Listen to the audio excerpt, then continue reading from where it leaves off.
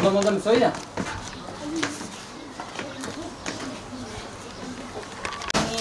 İnşallah.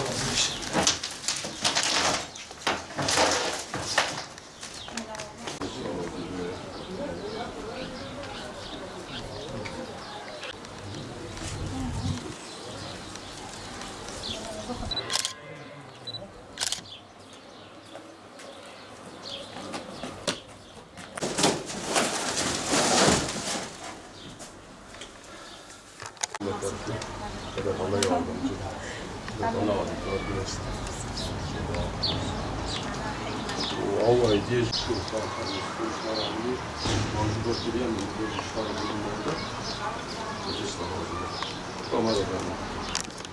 Cizre Umut Kervanı olarak geçen hafta Perşembe günü Rehber TV'de yaptığımız yardım programında hayırseverlerin bize gönderdiği aynı ve yaktığı yardımları şu an evinde kendilerine teslim ettik.